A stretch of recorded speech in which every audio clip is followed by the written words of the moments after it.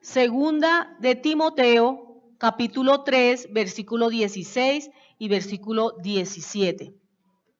Toda la escritura es inspirada por Dios y útil para enseñar, para redarguir, para corregir, para instruir en justicia, a fin de que el hombre de Dios sea perfecto, enteramente preparado para toda buena obra. Amén y amén. Hay un versículo para comenzar en Oseas 4:6 que usted ya se lo sabe de memoria y está en pantalla. Oseas 4:6 dice: mi pueblo fue destruido porque le faltó conocimiento. Por cuanto desechaste el conocimiento, yo te echaré del sacerdocio, y porque olvidaste la ley de tu Dios, también yo me olvidaré de tus hijos. Hay dos palabras ahí que me causan mucha curiosidad. Dice, mi pueblo fue destruido porque le faltó conocimiento. O sea, hay muchas personas que les falta el conocimiento, pero están en indiferencia a comprobar si lo que saben ¿está correcto o no está correcto? O sea, hay mucha indiferencia en el pueblo que dice ser pueblo de Dios para mirar si realmente estamos en lo correcto o no. Y por eso falta ese conocimiento, como dice acá. Le faltó conocimiento. Y mucha gente le falta conocimiento, ¿por qué? Porque son indiferentes. Les da lo mismo si saben más o no saben más. Les gusta quedarse ahí en lo que tienen. Por el miedo a la responsabilidad, porque entre más conocimiento, más responsabilidad hay, hermanos. Y la otra palabra que me causa pues me ha causado como mucho, sí, me ha inquietado es esta, que dice, por cuanto desechaste el conocimiento. Entonces, hay personas que les falta el conocimiento, pero están tranquilas así, dicen, ay no, yo de aquí nomás, estoy cómoda así. Pero hay otras que están desechando el conocimiento. Son dos cosas que hay ahí implícitas. Unos ignorantes del conocimiento, pero otros están desechando aunque tienen la oportunidad. Rápidamente les cuento algo. Una vez fue una señora del edificio donde yo vivo, yo no la conocía, fue a una consejería y que yo orara por ella. Oramos, fue maravilloso como Dios se movió, como Dios se manifestó, como Dios le habló, como Dios la ministró. Esa señora salió feliz de mi casa, de mi apartamento, salió encantada, dijo, yo vuelvo, puedo volver. Claro, cuando quiera, venga, y oramos y leemos la palabra. Se fue feliz. Pasó el tiempo y ya no volvió. Pasaron la semana, no volvió. Después, no sé cuánto tiempo pasó, si 2 meses, no recuerdo. Me llamó o no llamó a mi esposo y a mí porque quería que oráramos en el apartamento de ella porque el esposo estaba muy, pero muy enfermo, supremamente enfermo, y no se mejoraba. Entonces bajamos con mi esposo, fuimos al apartamento de ella, fue maravilloso, Dios se movió de una forma poderosa, les ministró el Señor tremendamente, hubo palabra, de todo, quedaron encantados, felices. No, tenemos que volver a vernos, a orar, nos dijeron, la señora sobre todo. Pasaron los días, las semanas y los meses. Mi esposo, cuando salimos de ese apartamento ese día que bajamos allá, mi esposo y yo tuvimos sentimos de regalarle una Biblia a ellos. Porque yo le dije, muéstrame su Biblia. No había Biblia en esa casa, ni una. Entonces salimos de ahí y mi esposo y yo dijimos, vamos a regalarle una Biblia. Nos fuimos en esos días salimos y fuimos a una librería cristiana, compramos una Biblia bonita, le hicimos dedicatoria, versículos bíblicos, con todo el amor, hermanos, que uno regala la palabra, ¿verdad? Y se la llevamos, y no, qué alegría, qué gracias, que se la llevamos, pero en la puerta, se la entregamos en la puerta, no entramos. Ahí en la puerta se la dimos y bueno, pasaron las semanas, no le volví a ver la cara a la señora y esto. Después un día me llamó que necesitaba, que tenía unos problemas terribles y fue al apartamento de nuevo. Y se sentó la señora y hermano, yo sentía como si el cielo se me hubiera cerrado. Y yo decía, ¿qué pasa, Espíritu Santo? ¿Qué pasa? Yo en mi mente decía, ¿qué pasa? ¿Por qué no me fluye nada para ella?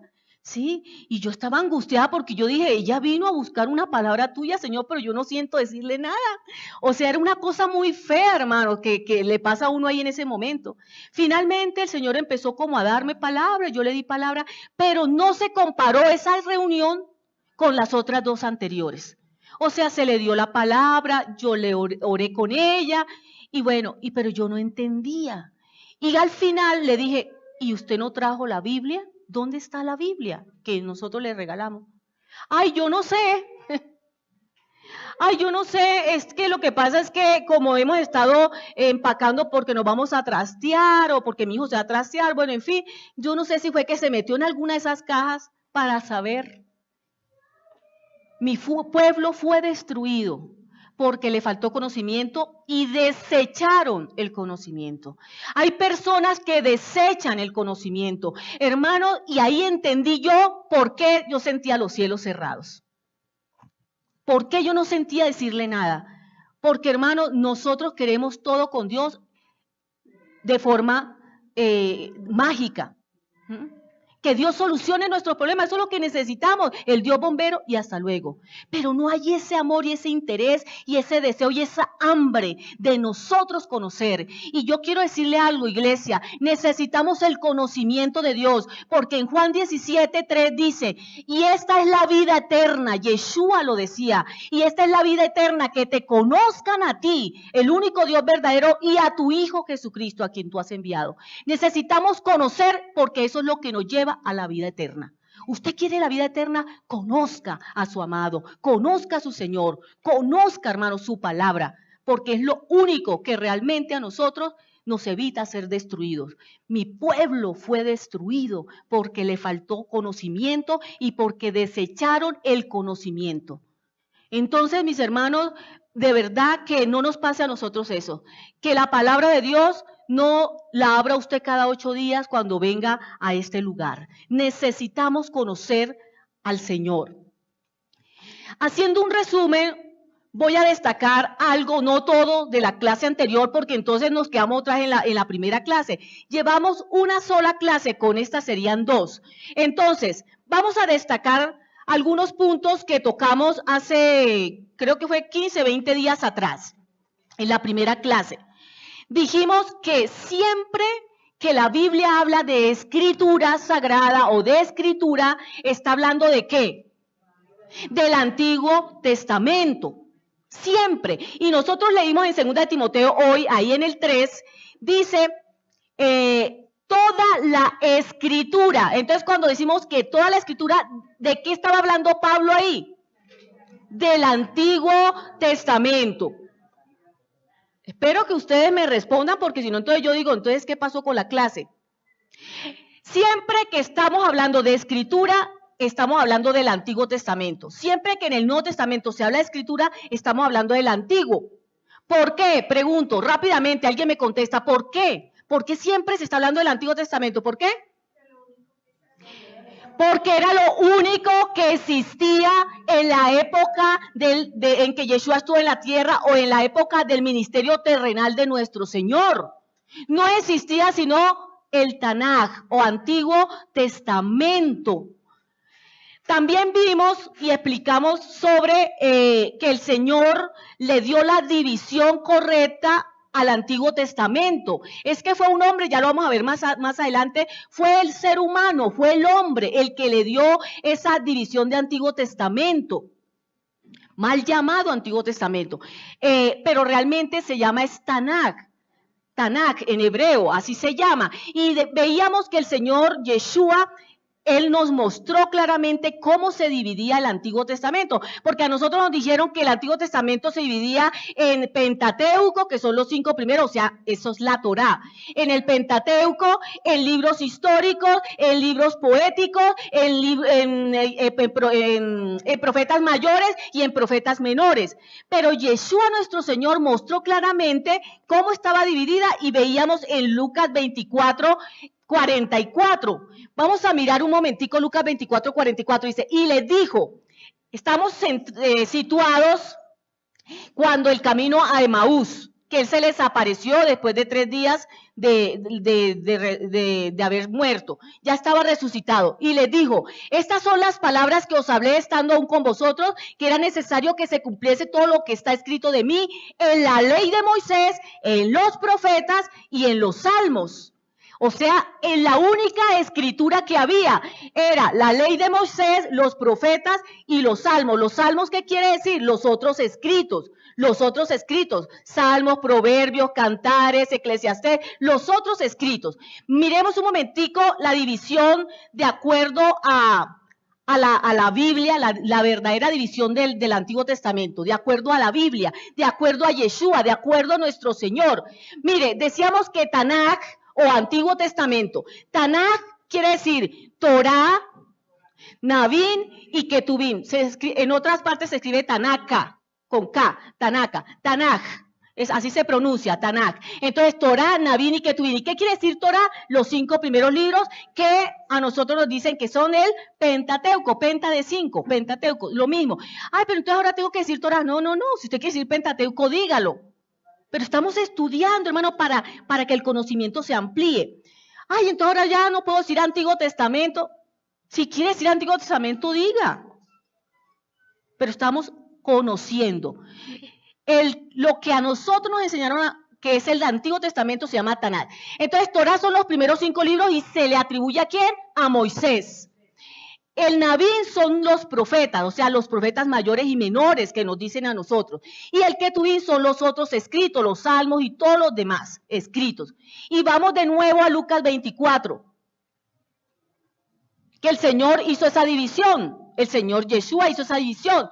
Todo lo que está escrito de mí en la ley de Moisés, o sea, en la Torá, en los profetas, o sea, en el Nabín, y en los salmos, en el Ketubín. O sea, nosotros vemos claramente cómo es que realmente está dividida el Antiguo Testamento o la palabra de Dios, la Biblia, las Sagradas Escrituras. También dijimos que de qué fue lo que predicó Yeshua, de qué predicó Yeshua todo el tiempo que estuvo aquí en la tierra. Hermanos, si no existía sino el Tanaj, ¿de qué predicó Yeshua? Del Antiguo Testamento Tanaj. Él no predicó de más nada. Nosotros vimos todo eso, hermano, y con ejemplos y con versículos, sino que no puedo volver, porque mire, hermano, ya la hora que es y todavía no he empezado la clase 2. Pero solamente vamos a ver un solo ejemplo con versículos. El Salmo 119, 142 y Juan 17, 17. Esto lo vimos en la clase pasada. Salmo 119, 142 dice, tu justicia es justicia eterna y tu ley la verdad. Y tu ley la verdad. Ahora, ¿qué dice Juan 17, 17? Santifícalos en tu verdad, tu palabra es verdad. Entonces, ¿qué fue lo que cambió en esos 2 versículos? ¿Qué fue lo que cambió? Esto. Tu ley es la verdad. Tu palabra es la verdad. O sea que la ley, ¿qué es? La palabra de Dios. Y la palabra de Dios es eterna. Entonces, ¿por qué nos están enseñando que la ley ya no, y que la ley está abolida, y que esa palabra ya es antiguo pacto y antiguo testamento, y hay que echarlo a la basura? ¿Por qué nos están enseñando eso, hermanos?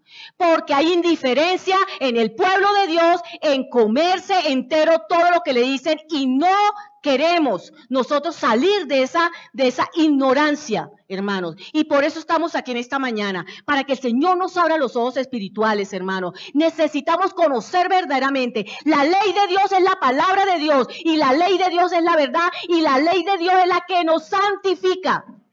O sea, la palabra de Dios es la que nos santifica. Yeshua no podía hablar de otra cosa, porque Yeshua es la palabra de Dios hecha carne, ¿o no? En el principio era el verbo estaba con Dios y el verbo era Dios. Y aquel verbo o aquella palabra se hizo carne y habitó entre nosotros. Y vimos su gloria, gloria como el unigénito del Padre, lleno de gracia y de verdad. ¿Quién es Yeshua? La palabra de Dios hecha carne. Entonces, ¿qué fue lo que él vino? A mostrar la palabra, a declarar la palabra, a enseñar la palabra. ¿Pero cuál palabra? No había sino Antiguo Testamento, no había más. Santifícalos en tu verdad, tu palabra. ¿Cuál palabra? Antiguo Testamento. Tu palabra es verdad. Entonces, ¿usted por qué le enseñaron que hay que tirar eso a la basura? El cielo y la tierra pasarán, pero mis palabras no pasan. No, es que ahora son las palabras de Jesús. Antiguo Testamento, déjelo allá, es aquí nomás, es esto aquí nomás, el nuevo. No, hermanos, la palabra de Dios es eterna. ¿Sabe qué dijo Yeshua? Yeshua dijo, en Juan capítulo 6 dice que la carne para nada aprovecha. Dice el Señor, las palabras que yo les hablo son espíritu y son vida. ¿De qué palabra estaba hablando él? Pues de la única que existía, de la palabra de Dios, la única que existía del Antiguo Testamento, del Tanaj. Ahora dice en Juan capítulo 12, 49, dice el Señor, yo no hablo por mi propia cuenta. Yeshua dijo, yo no estoy hablando por mi propia cuenta. Yo no traigo mandamientos nuevos, yo no traigo cosas nuevas. Yo vengo a hablar es lo que ya está escrito. Yo no hablo por mi propia cuenta. El Padre que me envió me ha dado mandamiento de lo que he de decir y de lo que he de hablar. ¿Cuál mandamiento? El mismo de siempre. El mismo de siempre porque la palabra de Dios es eterna. Si usted no entiende esto, hermano, usted no va a poder con el resto.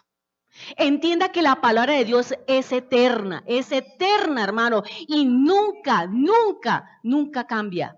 Usted va a encontrar muchos pasajes en la Biblia, lo que pasa es que lo que no hay es el tiempo para leerlo, donde dice que Dios no cambia, jamás cambia. Dice Hebreos capítulo 13, versículo 8, si no estoy mal, o 6, dice, Jesús es el mismo ayer, hoy y por los siglos de los siglos.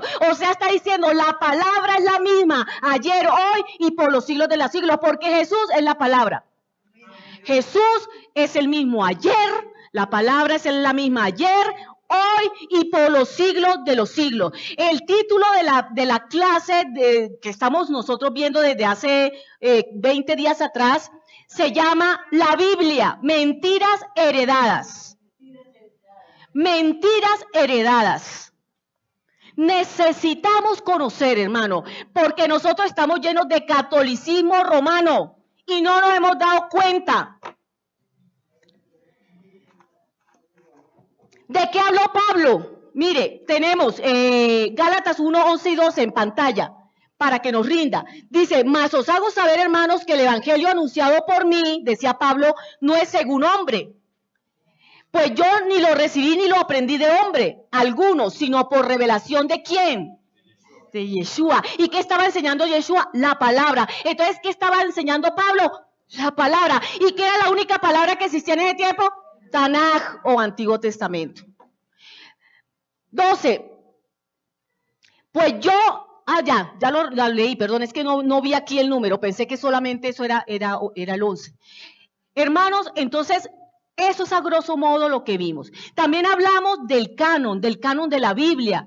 ¿Qué canon qué era? Era una palabra que salía, creo que está también en pantalla, que es caña, quiere decir caña, y que la caña se usaba para medir, era un instrumento para medir, y que llegó a significar regla o norma. Entonces, ¿qué es el canon? El canon es la regla de fe de nosotros, o sea, el canon es las normas por las cuales yo rijo mi vida, yo examino y evalúo mi vida, ese es el canon. Y el canon es la lista de libros oficialmente aprobados como sagrados o inspirados por Dios.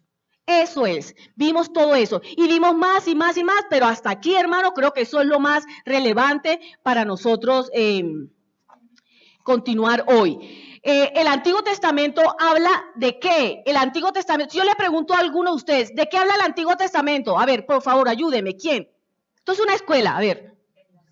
¿Ah? Bueno, de la palabra de Dios, bueno, de Moisés, de los mandamientos. Del amor, bueno. Todo el Antiguo Testamento realmente se resume en el siguiente tema, la redención del hombre. ¿De qué habla el Antiguo Testamento? De la redención, del Salvador, del Mesías, que Dios nos iba a liberar, que Dios nos iba a salvar, que a través de todos esos animales que mataban, de todos esos corderos que mataban y su sangre, todo eso nos estaba hablando de qué, de la redención. Pero ¿de qué habla el Antiguo Testamento? Habla de la creación del hombre. Habla, ¿se acuerdan? En el principio creó Dios los cielos y la tierra.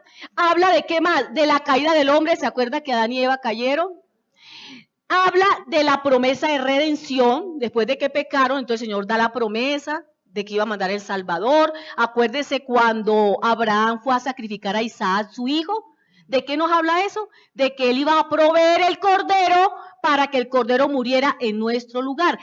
Entonces habla de la creación, habla de la caída del hombre, habla de la promesa de redención, habla de un pueblo escogido y el desarrollo de ese pueblo en la historia. ¿Usted sabía? Mire, así tan bonito. ¿No le parece bonito como se resume el Antiguo Testamento? Habla de un pueblo que fue escogido. ¿Cuál fue el pueblo escogido de Dios? Israel, la nación de Israel. Y el desarrollo de esa nación, como fueron de desobedientes, en una época eran obedientes, en otra época eran desobedientes, mejor dicho. Entonces, el desarrollo, de eso habla. ¿Y de qué habla el Nuevo Testamento? ¿De qué habla? De Yeshua. O sea, del cumplimiento de la redención. Les dije que el Antiguo Testamento habla de la redención. ¿Y el Nuevo Testamento de qué habla? Del cumplimiento de la redención. ¿Ya? De eso habla el Nuevo Testamento. ¿Sí? Del cumplimiento de la palabra de Dios, porque Él es la palabra de Dios hecha carne. Entonces, ¿de qué habla? Habla de la vida, del nacimiento, vida, muerte, resurrección y ascensión de nuestro Señor Jesucristo, del inicio de la iglesia, ¿cierto? Con hechos de los apóstoles, y habla de la extensión del reino. ¿Se acuerdan por qué las cartas de Pablo y por qué las cartas de Pedro y de Juan? Eso forma el Nuevo Testamento. Entonces, todo eso es cómo se fue extendiendo el Evangelio, muestra cómo se fue extendiendo el Evangelio en todo el mundo. Y del tiempo del fin. Voy a repetir el Nuevo Testamento de qué trata. De la vida, muerte, resurrección, ascensión de nuestro Señor Jesucristo, de los comienzos de la iglesia, de la expansión de la iglesia y del tiempo del fin. ¿Qué libro nos habla del tiempo del fin? Apocalipsis. Bueno, entonces, el tema central es la redención. Muy bien. Romanos 3:19. Romanos 3:19 está en pantalla. Bueno, vamos a esperar un momentico que me colaboren aquí. Miren lo que dice el apóstol Pablo en Romanos 3:19, mientras que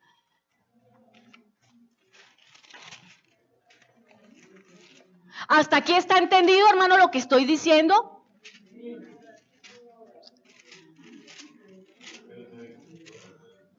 Pero sabemos que todo lo que la ley dice, lo dice a los que están bajo la ley, para que toda boca se cierre y todo el mundo quede bajo el juicio de Dios. Ya que por las obras de la ley ningún ser humano será justificado delante de él, porque por medio de la ley es el conocimiento del pecado. Entonces estamos diciendo que todo el mundo está bajo el juicio de Dios, dice el versículo 19.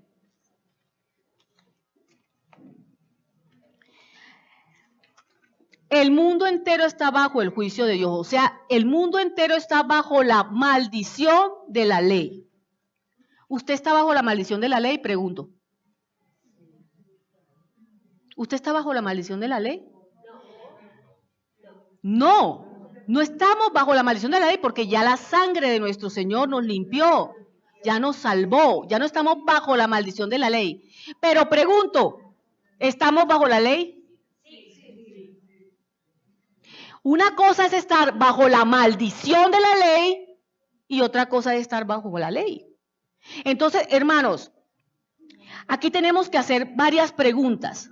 Nos han dicho, la ley ya no, eso ya desechemos, eso ya no, eso es Antiguo Testamento, échelo a la basura.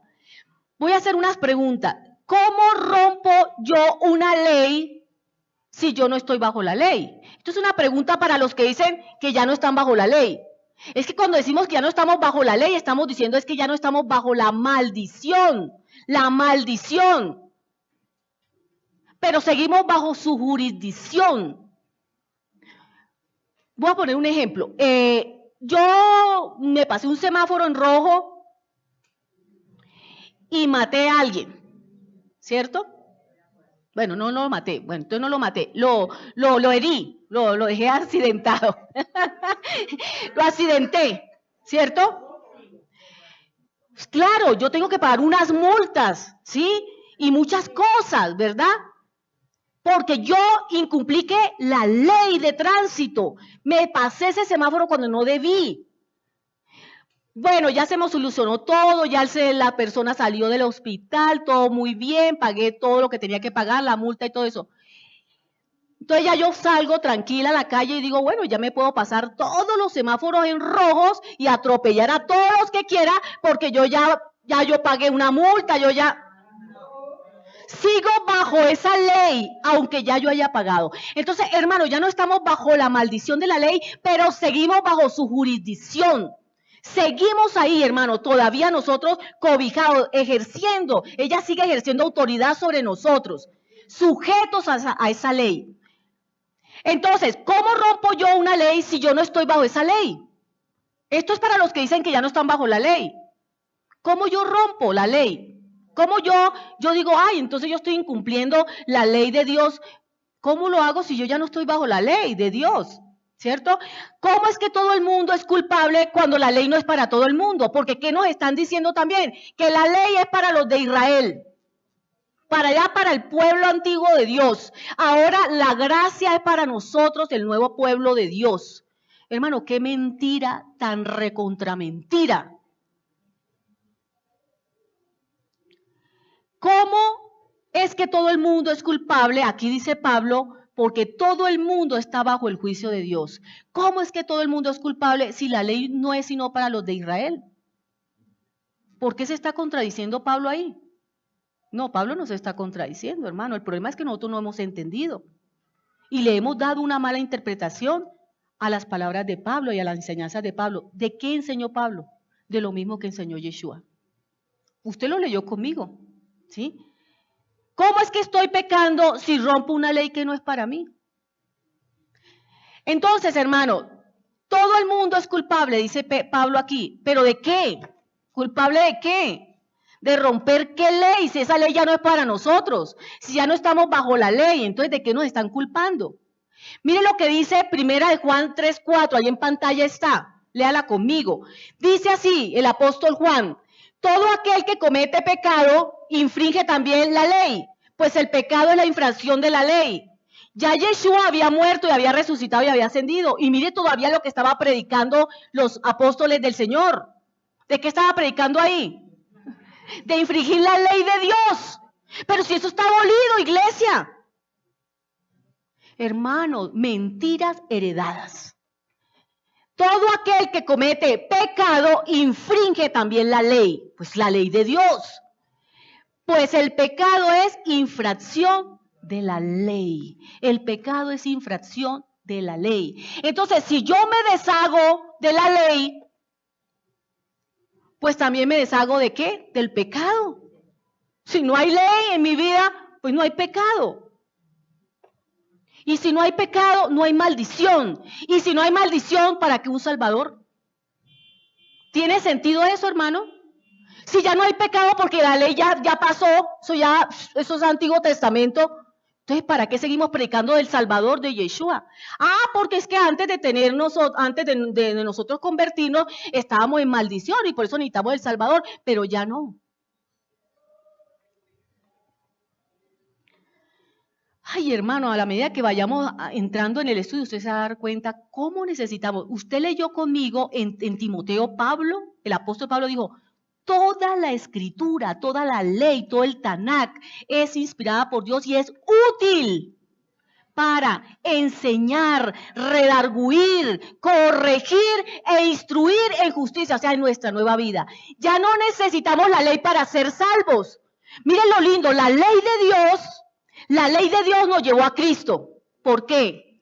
Porque usted lo leyó aquí en Pablo, dijo, ya que por las obras de la ley ningún ser humano será justificado. O sea, usted no puede decir que usted se salva por cumplir la ley, porque la ley no nos va a salvar.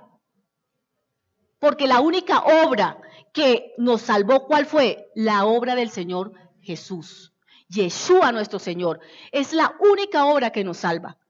Por nosotros hacer obras, por cumplir las leyes, por cumplir la ley de Dios, no nos vamos a salvar. ¿Sí? Dice que por medio de la ley es el conocimiento del pecado. Entonces, ¿para qué nos ayudó a nosotros la ley? Antes de Cristo. O sea, antes de estar en Cristo, ¿para qué nos ayudó la ley? dice Pablo, porque por medio de la ley es el conocimiento del pecado. Entonces, yo no sabía lo miserable pecadora que era yo hasta que no vi la ley. Hasta que el Espíritu Santo no me mostró por la palabra de Dios que yo necesitaba salvación. ¿Sí me hago entender, hermanos? ¿Para qué me sirvió la palabra de Dios, la ley? ¿Para qué me sirvió? Para acercarme a Cristo. Ella es el ayo, dice Pablo, para acercarnos a Cristo. Entonces, gracias por la ley que nos llevó a Cristo. Entonces, como ya me llevó a Cristo, entonces votémosla. No, ¿para qué me sirve ahora? Uy, hermanos, usted lo va a ver más adelante, lo va a ver, se lo voy a explicar perfectamente. Sí, pero no lo voy a decir ahorita. Pero hermano, me ayuda a corregir, a instruir, me redarguye, me corrige, me enseña y me instruye en justicia, o sea, en mi nueva vida. O sea que la ley la seguimos, ¿qué? Necesitando. O sea que la palabra de Dios la seguimos, ¿qué? Necesitando, hermano, la seguimos necesitando. Usted la necesita.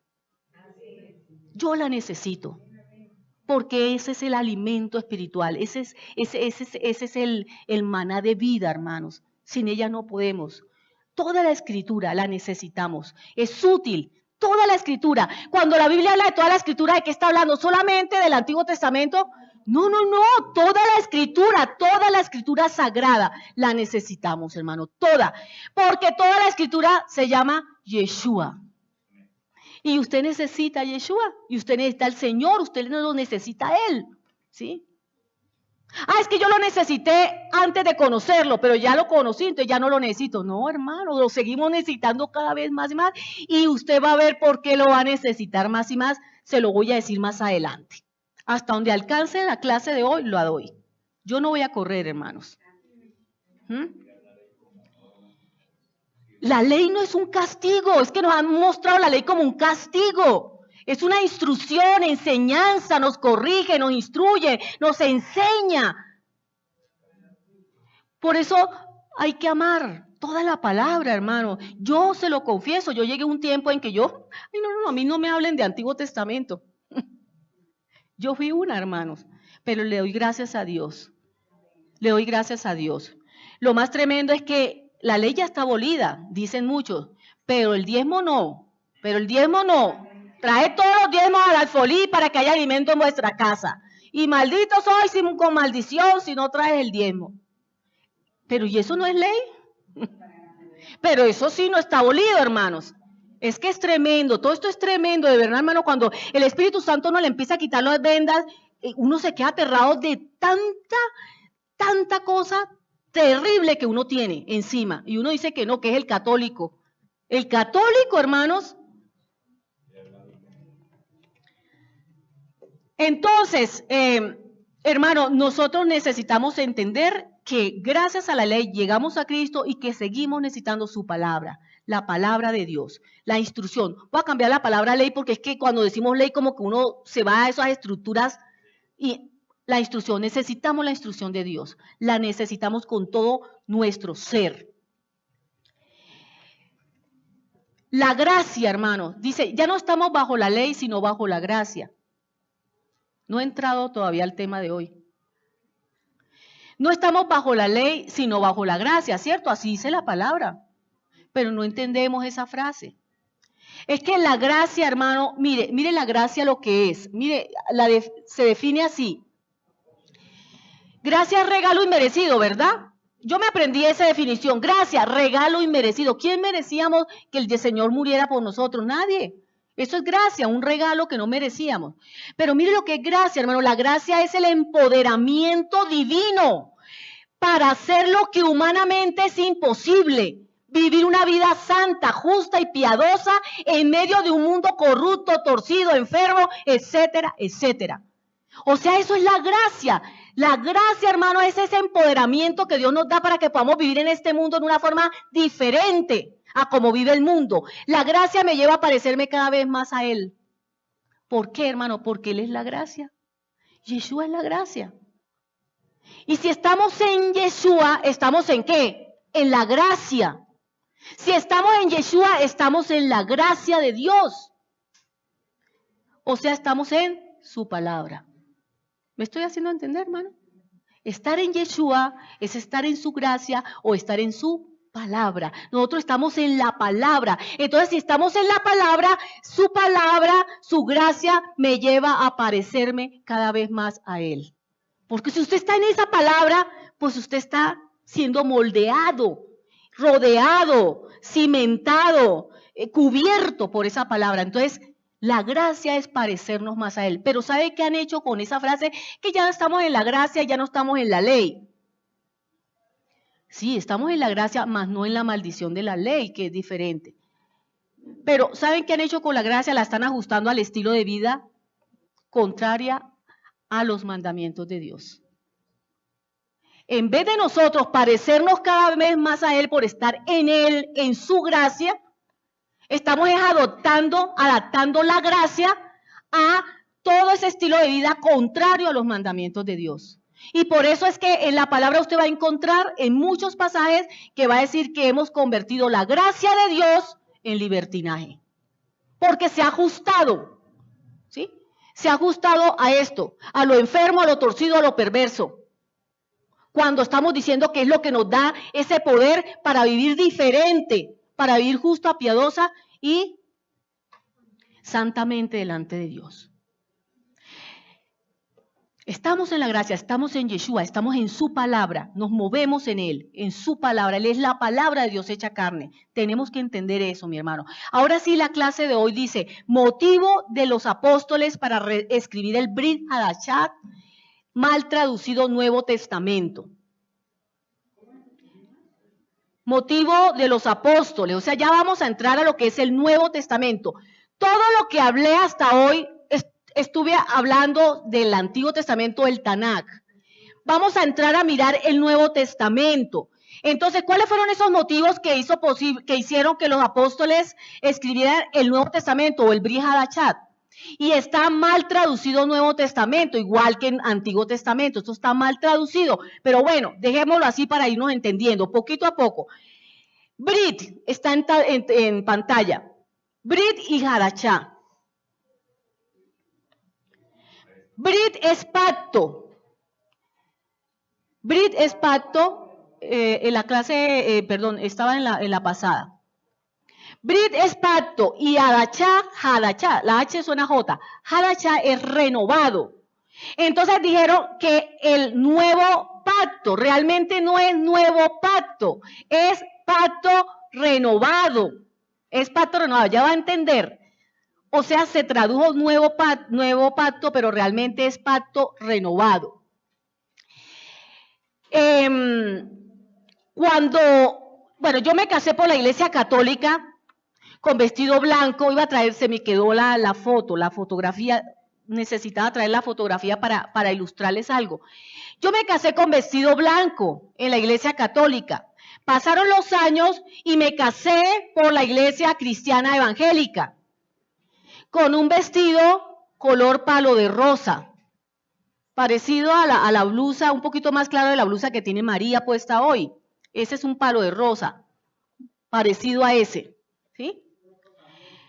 Entonces yo digo, yo me casé por la Iglesia Católica, yo me casé por la Iglesia Cristiana. Realmente el matrimonio es uno solo. Con el mismo esposo, él con la misma esposa, ¿sí?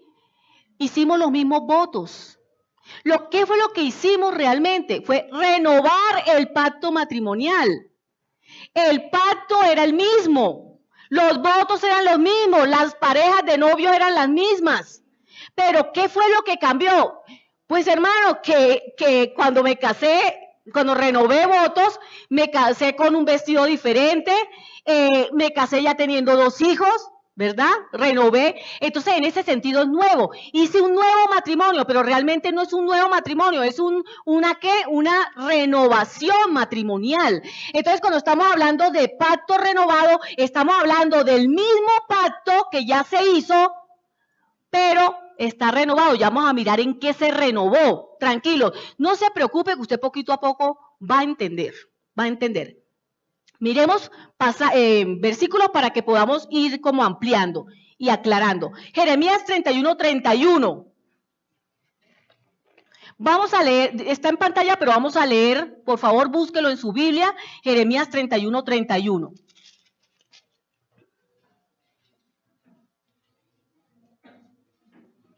¿Ya lo tenemos, hermano? Porque vamos a leer hasta el 33. Dice, he aquí que vienen días, dice Jehová, en los cuales haré nuevo pacto. Sí, ahí quedó traducido nuevo pacto, pero es, haré un pacto, renovaré el pacto, es lo que dice, renovaré el pacto. Bueno, entonces dejémoslo así, haré un nuevo pacto con la casa de Israel y con la casa de Judá. ¿Con cuántas casas? Con dos, que es la misma. Ustedes ya han estudiado aquí con nosotros que Israel sale ¿de dónde? ¿De dónde sale Israel? Las tribus de Israel. De Jacob, ¿verdad? Jacob tuvo 12 hijos y esos 12 hijos son las 12 tribus de Israel. Acuérdense, voy a volverlo a decir, el ángel peleó con, Jacob peleó con el ángel en el Peniel y le dijo, no te voy a soltar hasta que no me bendigas. Y dice que le descoyuntó el muslo y le cambió el nombre de Jacob a Israel. Y desde ahí los hijos de Jacob se llaman Israel. Las 12 tribus de Israel se dividieron en el tiempo después de la muerte de Salomón. Se dividieron las 12 tribus. 10 cogieron para el norte y 2 cogieron para el sur. Y las del norte se llamó las tribus de Israel y las del sur se llamaron la tribu de Judá. Entonces, por eso usted está leyendo ahí que dice que haré un nuevo pacto con la casa de Israel, o sea, con las del norte, y con la casa de Judá, o sea, con los del sur. O sea, que va a ser un pacto ¿con quién? ¿Con los del norte o con el sur? Con Israel.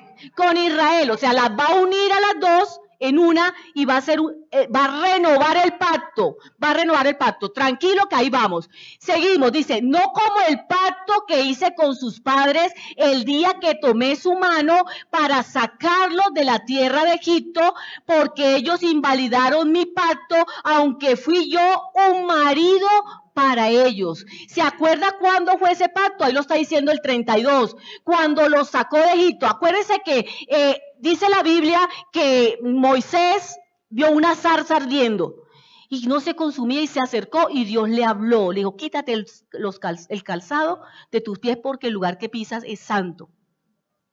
Yo me estoy haciendo entender, sí, como ellos vienen por primera vez, no sé si ustedes me están entendiendo, pero no sé si ellos que vienen por primera vez. Entonces, hermanos, se quitó los zapatos y bueno, Dios le habló y le dijo Dios, tráigame a todo ese pueblo que está en Egipto, subyugado por Faraón, tráigamelo aquí mismo, a este monte, porque aquí voy a hacer un pacto con ellos. Aquí voy a hacer un pacto con ellos.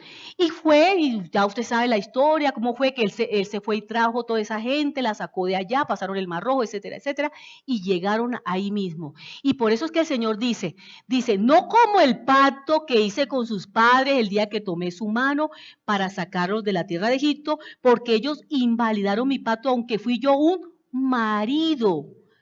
¿Qué pacto se hizo ahí en el Sinaí ese día? Un pacto de bodas.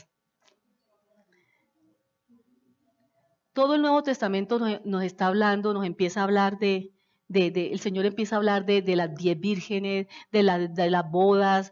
Todo el tiempo el Señor está como recordando el Antiguo Testamento, ¿no? Del pacto que se hizo. Y en Apocalipsis usted va a encontrar que se habla de las bodas del Cordero. Entonces, por eso Él dice que hice un pacto con ellos y ellos lo invalidaron y fui yo un marido para ellos. O sea, el pacto que se estaba haciendo ahí en el Sinaí era un pacto de bodas. ¿Y cuándo lo invalidaron? 40 días después de que hicieron el pacto de bodas, se adulteraron, adulteraron con un becerro de oro, ¿se acuerdan? Ahí invalidaron el pacto. Bueno, entonces sigamos leyendo, dice, pero este es el pacto que haré con la casa de Israel después de aquellos días, dice Jehová, daré mi ley en su mente y las escribiré en su corazón. Y yo seré a ellos por Dios y ellos me serán por pueblo. Entonces, ¿en qué cambió el pacto, hermanos? Aquí ya lo leímos.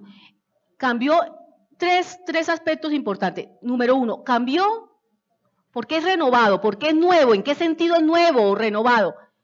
En que ya las condiciones del pacto, la palabra que se usó en el pacto, ya no estaban escritas afuera, en tablas de piedra, sino que dice, las pondré dentro, en sus corazones. Entonces, hay una diferencia ahí. Allá en el antiguo pacto se leyó de unas tablas, pero él dice, en el nuevo pacto, en el pacto renovado, ya esas leyes no estarán fuera, sino estarán en sus mentes y en sus corazones. Ahora miremos algo más, leamos Jueces 2:1, no, perdón, Jeremías 3:14 está en pantalla. Jeremías 3:14 dice, mire, hermano, para que nos rinda, dice, convertíos hijos rebeldes, dice Jehová, porque yo soy vuestro esposo. Yo soy vuestro esposo, y os tomaré uno de cada ciudad y dos de cada familia, y os introduciré en Sión. Ahí está el Señor corroborando una vez más, y hay muchos más versículos, de que Él hizo un pacto de bodas en ese momento. ¿Con quién? Con Israel, con su pueblo, con su pueblo. En ese momento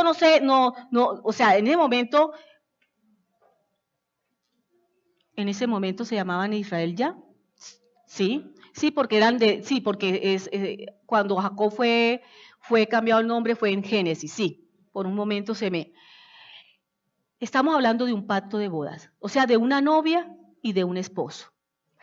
Seguimos, Jueces 2:1, leamos por favor en pantalla. Jueces 2:1 y Hebreos 13:20. Jueces 2:1 dice, el ángel de Jehová subió de Gilgal a Boquín y dijo, yo os saqué de Egipto y os introduje en la tierra de la cual había jurado a vuestros padres, diciendo, no invalidaré jamás. Esa palabra es clave, hermano. Jamás invalidaré mi pacto con vosotros. O sea, ¿con quién? Con la casa de Israel, con la tribu de Israel, con el pueblo de Israel, ¿cierto? Estamos ahí, estamos claros ahí. Con Israel. Jamás, aunque ustedes, dice el Señor en Timoteo, dice, aunque ustedes sean infieles, yo permanezco fiel. Dice que jamás invalidó el pacto. Y en Jeremías decía que fue la esposa o la novia la que invalidó el pacto. Fue la esposa, no fue él, porque su palabra es eterna y para siempre, mi hermano. Y él hizo un pacto con una nación y ese pacto es eterno, eterno, eterno. Usted no se preocupe, estamos en la nación de Israel. Usted va, de pronto alguno está pensando, bueno, ¿y nosotros qué hay? Tranquilo que para allá vamos. No se preocupe, que usted lo va a entender perfectamente. Ahora, vamos a leer ¿cuál otro tengo acá? Hebreos 13:20. Dice, y el Dios de paz que resucitó de los muertos a nuestro Señor Jesucristo, el gran pastor de las ovejas, por la sangre del pacto eterno. Leímos en Jueces que el pacto era eterno. En el Antiguo Testamento dijo él que era eterno. Estamos hablando de Hebreos, en el Nuevo Testamento está diciendo que el pacto es eterno. El pacto es eterno. No se le olvide eso, hermano. Es un pacto eterno. Entonces, ¿en qué fue renovado ese pacto? En que ya las tablas no están afuera, en piedra, sino que ahora está dentro de nuestra mente y de nuestro corazón. En ese sentido, el nuevo pacto.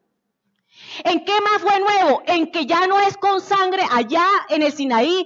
Si usted se lee desde el capítulo 19 de Génesis, de Éxodo, perdón, hasta el capítulo 24, usted se da cuenta que tuvieron que matar animales y rociar esa sangre. Entonces ya el pacto no es con sangre de animales, sino que ahora el pacto es ¿con qué? Con la sangre preciosa del Cordero de Dios que quita el pecado del mundo.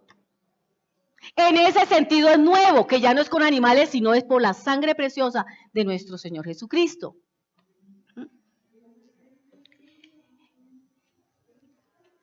¿Y en qué otro sentido es nuevo o renovado?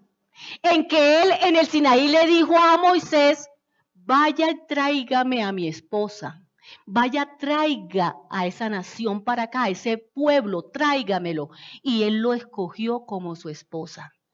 Y entonces, ¿en qué sentido es nuevo ahora o renovado? En que ahora es la esposa la que voluntariamente tiene que escoger ser la esposa o no. ¿A usted quién lo obligó a venir a los pies de Cristo? ¿Hay alguien aquí que lo obligaron a venir a los pies de Cristo? Usted voluntariamente dijo, yo quiero ser la esposa del Cordero. ¿O no fue así? ¿Cierto? Yo lo hice voluntariamente, a mí nadie me obligó. Entonces, en ese sentido es nuevo o renovado, en que allá Él escogió el pueblo, ustedes van a ser mi pueblo, y dice, no porque ustedes hayan sido, lo mejor dicho, lo mejor, al contrario, ustedes porque eran lo peor, los escogí, porque de lo vil y de lo menospreciado, Dios escoge, hermano. Y ahora es nuevo, ¿por qué? Porque el pacto ahora es voluntario, o sea, usted escoge si forma parte del pacto o no forma parte del pacto. Entonces, la Torá no es el pacto, hermanos. La Torá no es el pacto. En la Torá está contenido el pacto, o sea, la Torá son las condiciones del pacto. ¿Sabe dónde están las condiciones del pacto? En Éxodo capítulo 20, que empieza diciendo, no te harás dioses ajenos delante de mí, no te inclinarás a ellos, no los honrarás. Dice, sigue, ¿no? Sigue los mandamientos de la ley de Dios. Entonces, ¿qué es la Torá? La Torá no es el pacto, son las condiciones. Cuando mi esposo y yo nos casamos, hubo condiciones, tuvimos que hacer votos, ¿verdad? Entonces la Torá no es el pacto, está contenido el pacto dentro de la Torá, son las condiciones de ese pacto. Hermano, es que mire, en el judaísmo, esto nos aclara muchísimas cosas, perdón, en el judaísmo, discúlpeme un segundo. Antes de una boda, tenían que hacer un contrato matrimonial. Usted ha escuchado también en algunas predicaciones eso. Ellos hacían un contrato matrimonial, o sea, ellos iban al desposorio. Vamos a mirar en pantalla qué es desposorio. El desposorio, hermano, es la promesa de matrimonio. Ahí está, promesa de matrimonio o compromiso de bodas. Entonces iban al desposorio y ahí en ese desposorio ellos tenían que firmar un contrato que se llama ketubá.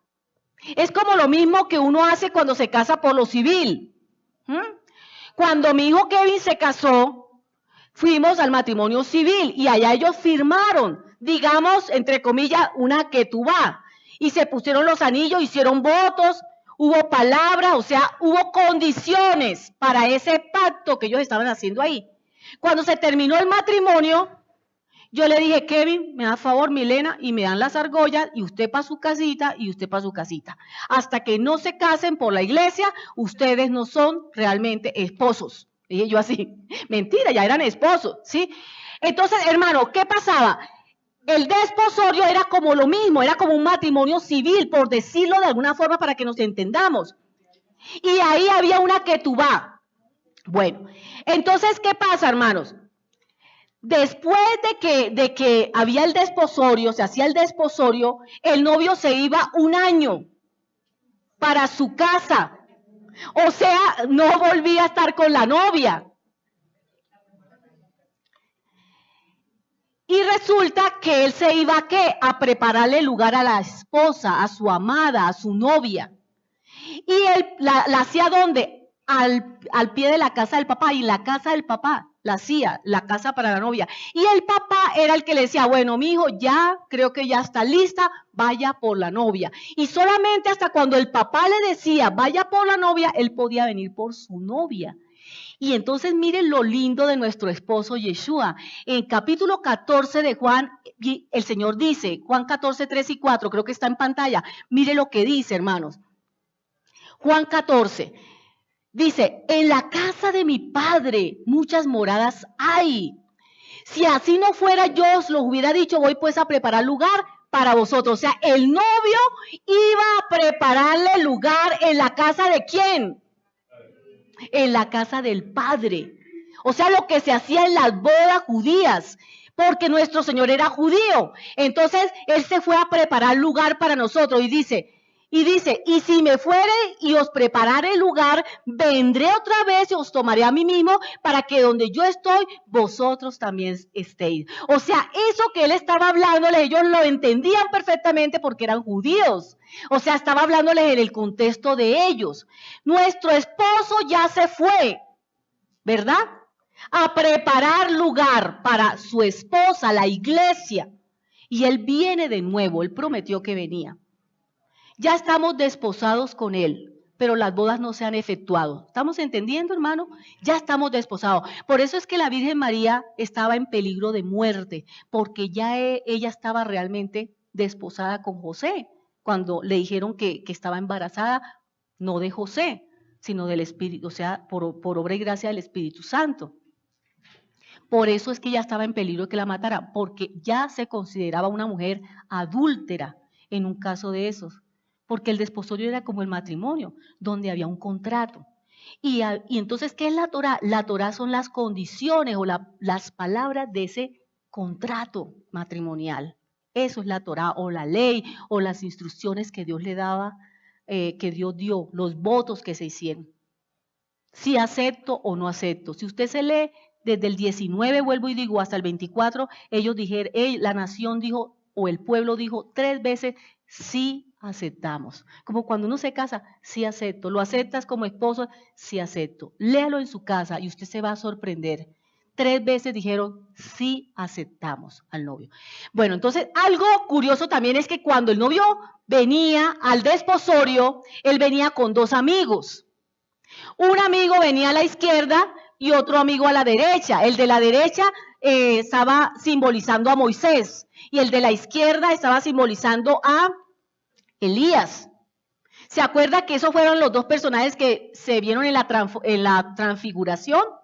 Elías y Moisés, que dijo Pedro, hagamos una enramada, ¿sí? Hagamos 3 enramadas. Entonces, ¿qué están simbolizando Elías y Moisés? Todo el Tanaj, toda la palabra de Dios. Ahí estaba el Señor, la palabra hecha carne, y estaba el Taná, estaba el Antiguo Testamento, estaban ahí representados por Moisés y Elías. Entonces, ¿eso qué nos dice a nosotros?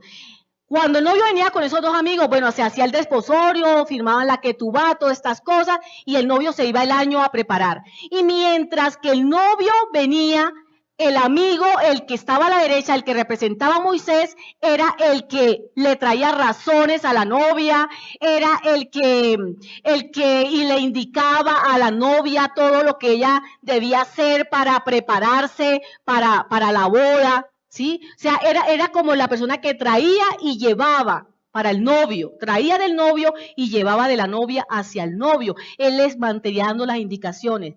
O sea, el que está representando a Moisés está representando ¿qué? La ley. ¿Qué hace la ley ahorita en su vida, hermanos? Si el novio ya se nos fue a preparar lugar para las bodas, entonces ¿qué nos dejó el novio?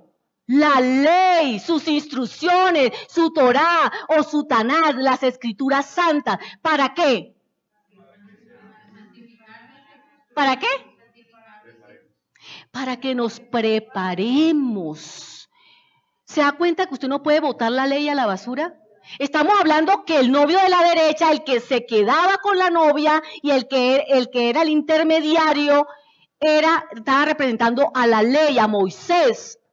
Y era el que le daba las instrucciones. ¿Y qué nos dejó el novio? No nos dejó solos, hermano. El novio se fue, pero nos dejó su palabra, nos dejó sus instrucciones. Y por eso leíamos que toda la escritura es inspirada por Dios y nos es útil para enseñarnos a ser novia, para instruirnos para que seamos novia, para corregirnos, para que podamos seguir siendo la novia del Señor y para redarguirnos en todo momento que estemos fallándole a nuestro esposo.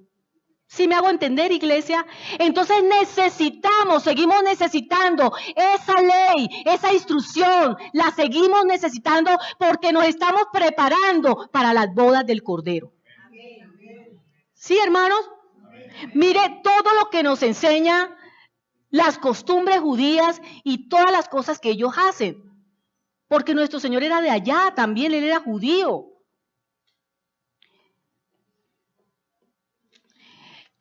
El Espíritu Santo, hermano, Es el que nos recuerda, dice la Biblia, y el que nos enseña la palabra.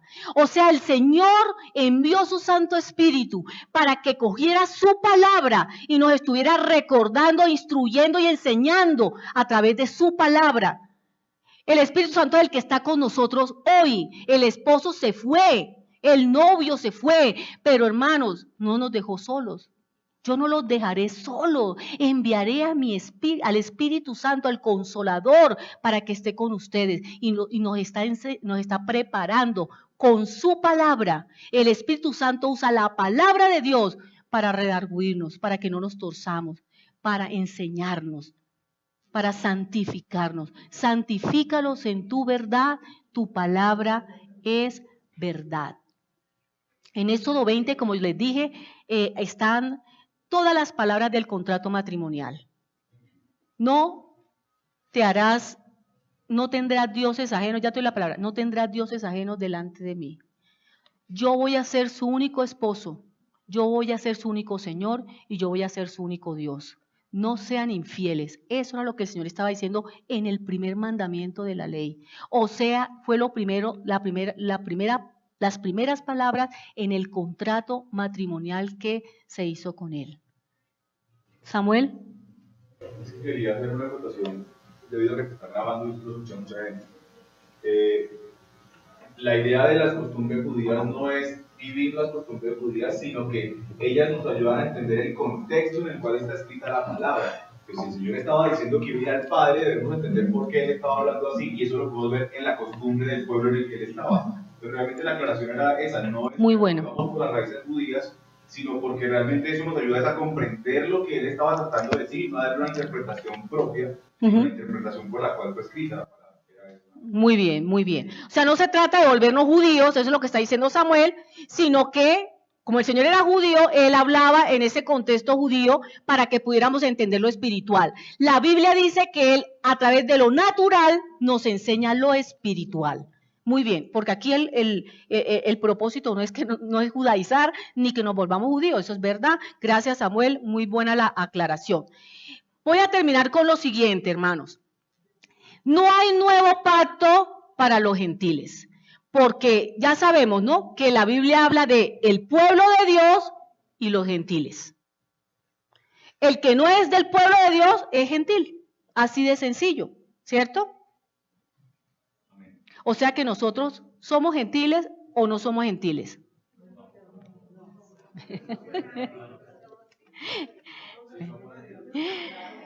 Bueno. No hay pacto con los gentiles. No hay pacto con los gentiles. Mire, hermano, es que acuérdese, esto también ya se ha enseñado acá. Nosotros éramos gentiles. Nosotros éramos del pueblo gentil porque nosotros no éramos Israel, ¿verdad? Pero el apóstol Pablo en Romanos, él explica claramente qué fue lo que pasó con nosotros. Nosotros éramos gentiles, dice, éramos olivos silvestres. Y el pueblo de Dios, Israel, la nación de Israel, es olivo verde. Él es el olivo verde, o sea, el hermoso, es o sea, un olivo cuidado, cultivado. Eso es un olivo verde. Y el silvestre, el que está por ahí, ¿cierto? Lo silvestre es lo que nace por ahí en cualquier lado. Nosotros éramos olivos silvestres. Pero dice el apóstol Pablo que a través de la sangre de Yeshua, del Cordero de Dios, a través de nuestro Señor, a través de la fe en Él, a través de haberlo recibido como nuestro Señor y Salvador, a través de su sangre derramada por el perdón de nuestros pecados y nuestra fe en todo lo que estoy diciendo, es que el Señor hizo posible que nosotros, el olivo silvestre, fuera injertado en el olivo verde. Entonces nosotros ahora, léase Romanos 11 de nuevo en su casa. Ahí está explicado todo. Entonces nosotros tenemos el privilegio de que éramos gentiles y ahora pertenecemos al pueblo de Dios. O sea, nosotros ahora cuando terminemos la clase de la Biblia, vamos a tener una clase maravillosa, preciosa, que se llama identidad, para que usted sepa cuál es su identidad, ¿sí? ¿Cuál es su identidad ahorita? Porque simplemente decimos, ay, mi identidad es que soy cristiano. Uy, hermano, eso está corto. Eso está corto. Usted necesita conocer quién es usted. Entonces nosotros hemos sido injertados en Israel. Ya no nos podemos decir soy gentil, Pues sí, éramos gentiles porque no estábamos, pero ahora estamos ahí metidos en Israel como el olivo verde. ¿Qué es la iglesia? ¿Sabe qué dicen? Por eso dice mentiras heredadas.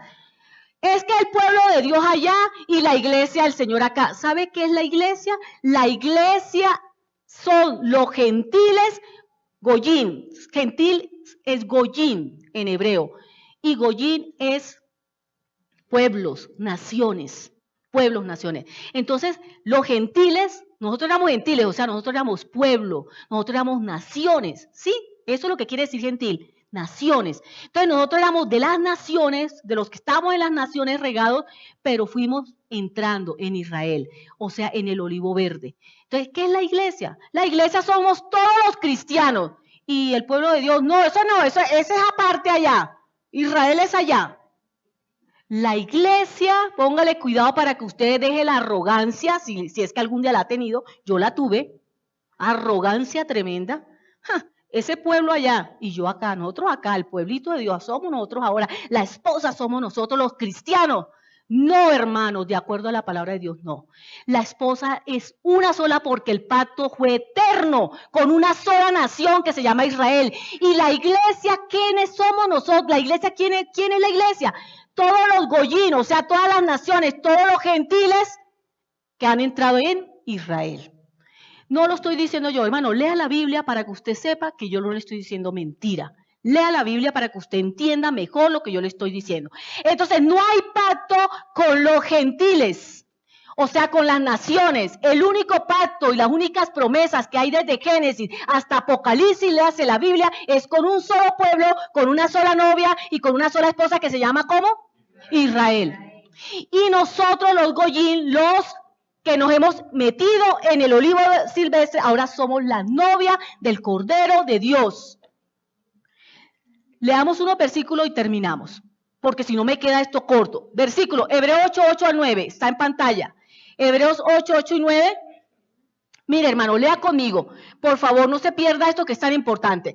Porque reprendiéndolos dice, he aquí vienen días, dice el Señor, en que estableceré con la casa de Israel y la casa de Judá un nuevo pacto. Mire, eso lo dijo en Jeremías, en el Antiguo Testamento, pero lo estamos viendo en el Nuevo. De nuevo, dice con la casa de Israel y con la casa de Judá, o sea, con Israel, con las que se fueron al norte y con las que se fueron al sur. Porque reprendiéndolos dice, no como el pacto que hice con sus padres el día que los tomé de la mano para sacarlos de la tierra de Egipto, porque ellos no permanecieron en mi pacto. ¿Quiénes fueron los que no permanecieron? Pues los hombres, pero su pacto es eterno. Dice, y yo me desentendí de ellos, dice el Señor. Una cosa es desentenderse y otra cosa es romper el pacto. Miremos, entonces dice que haré un nuevo pacto, renovaré mi pacto, ¿con quién? Con Israel. ¿En dónde aparecen los cristianos ahí? Amós 3:2.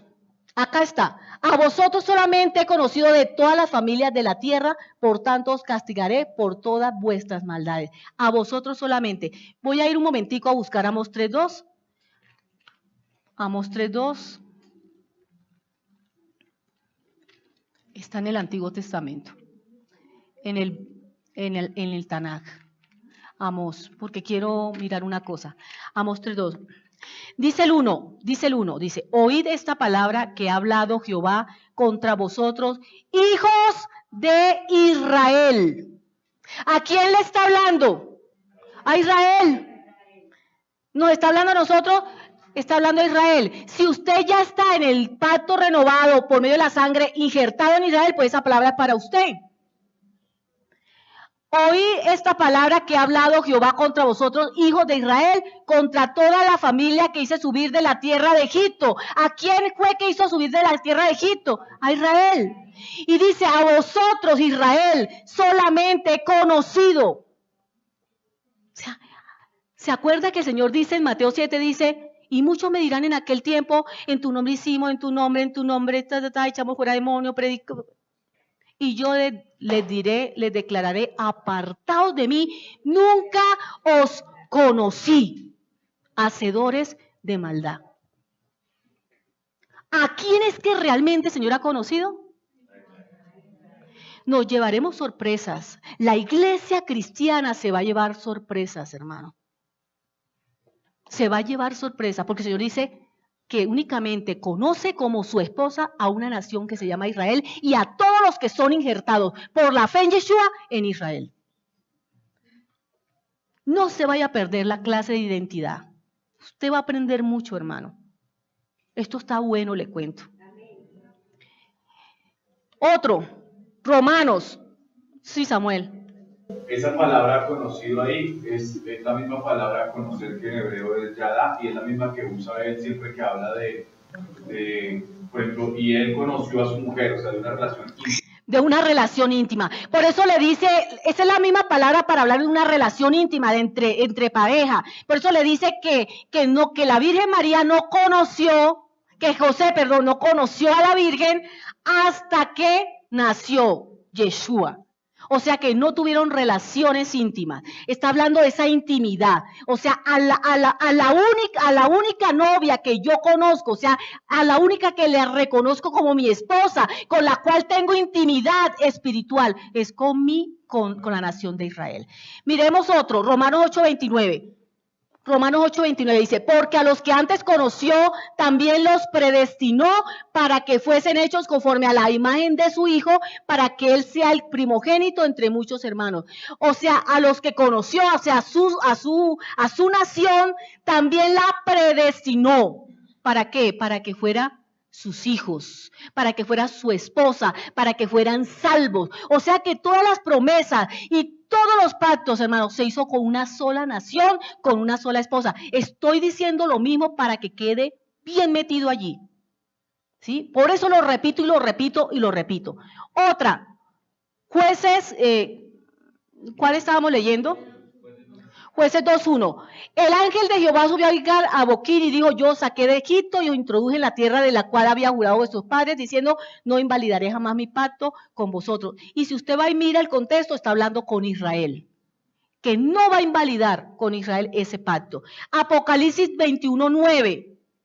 Ese no está. Apocalipsis 21:9.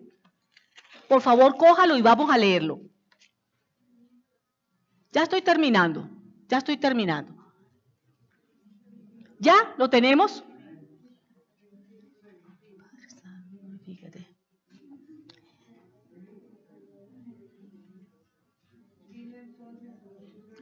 Dice, vamos a leer desde el 10. Y me llevó en el espíritu a un monte grande y alto y me mostró la gran ciudad santa de Jerusalén que descendía del cielo de Dios, teniendo la gloria de Dios, y su fulgor era semejante al de una piedra preciosísima, como piedra de jaspe, diáfana como el cristal. Tenía un muro grande y alto con 12 puertas. 12 puertas, y en las puertas 12 ángeles y nombres inscritos, que son los de las 12 tribus de los hijos de Israel. ¿Dónde hay puerta para los gentiles ahí? ¿Dónde hay puerta para los cristianos ahí, hermano? No hay. Hay 12 puertas por las que vamos a entrar los gentiles, o sea, las naciones que se injertaron en Israel. Van a entrar por alguna de las puertas, mas no hay puertas aparte. Entonces, ¿por qué nos han enseñado esa mentira de que Israel es allá y la iglesia del Señor es acá? Hermano, no es así, de acuerdo a la palabra. No hay pacto con los gentiles. No lo hay, hermano. El pacto se renovó por medio de Yeshua, pero con la misma esposa. Y todavía no hemos visto más, no hemos visto mucho. Pero aquí hay mucho más, hermano. Cuando veamos entonces por qué el esposo tuvo que morir. Es que esto tiene tanto, hermano, de verdad, tantas cosas. Gálatas 3, 7 y 29. Está aquí en pantalla. Me faltan 3 versículos y terminamos. Gálatas 3, 7 y 29 dice, sabed por tanto que los que son de fe, estos son hijos de Abraham.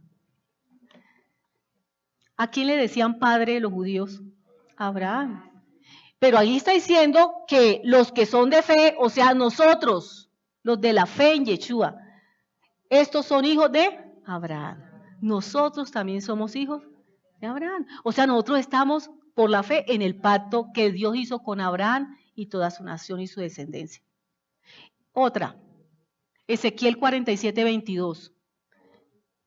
Y echaréis sobre ellas suertes por heredad para vosotros y para los extranjeros que moran entre vosotros, que entre vosotros han engendrado hijos, y los tendréis como naturales entre los hijos de Israel, echarán suertes con vosotros para tener la heredad entre las tribus de Israel. O sea que el extranjero va a tener heredad con los hijos de Israel, que es lo que el Señor nos ha estado diciendo, que nosotros ahora tenemos parte de esa heredad porque hemos sido injertados, éramos extranjeros, pero hemos sido injertados en Israel. Y la otra, Primera de Reyes 8, primer libro de Reyes 8, 52 y 53. Estén pues atentos tus ojos a la oración de tu siervo y a la plegaria de tu pueblo Israel, para oírlos en todo aquello por lo cual te invocaren.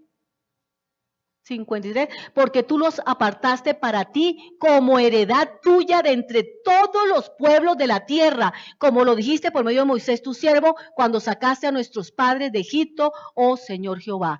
O sea que los únicos herederos, ¿quiénes son? Como heredad tuya de entre todos los pueblos de la tierra. Hay un solo heredero, el pueblo de Dios. Y gracias por Yeshua, porque ahora nosotros en ese pueblo. Mateo 1, 20 y 21. Mateo 20, ahí está. Dice, y pensando él en esto, he aquí un ángel del Señor le apareció en sueño y le dijo, José, hijo de David, no temas recibir a María tu mujer, porque lo que en ella es engendrado del Espíritu Santo es. Y dará a luz un hijo y llamará su nombre Jesús, Yeshua, porque Él salvará a su pueblo de sus pecados. Él salvará ¿a quién? A los cristianos, a los goyín, a los gentiles. Él salvará a su pueblo. Y acabamos de ver que él le escogió de entre todos los pueblos, escogió uno solo. ¿Y a quién vino a salvar? A su pueblo y por lo tanto a todos los que entremos en ese pueblo. ¿Quedó claro, hermanos? ¿Quedó claro esto? ¿Elenita? ¿Sí? Bueno. ¿Rosita? ¿Sí? ¿Tica? ¿Sí? Bueno, quedó claro. No les dé pena preguntar. Pero así dice Jehová a la casa de Israel, buscadme y viviréis. Buscadme y viviréis. Dice el pastor que es el tiempo de buscarlo, de buscar ese conocimiento, de buscarlo a él. No el conocimiento intelectual, no el conocimiento intelectual, hermano, el conocimiento vivencial. A la medida que usted va conociendo todo lo de él, usted lo va amando. Y a la medida que usted lo va amando, lo va obedeciendo. El título es La Biblia, mentiras heredadas. Hermano, hay que quitar muchas cosas doctrinales, que cuando usted termine conmigo la clase, esta clase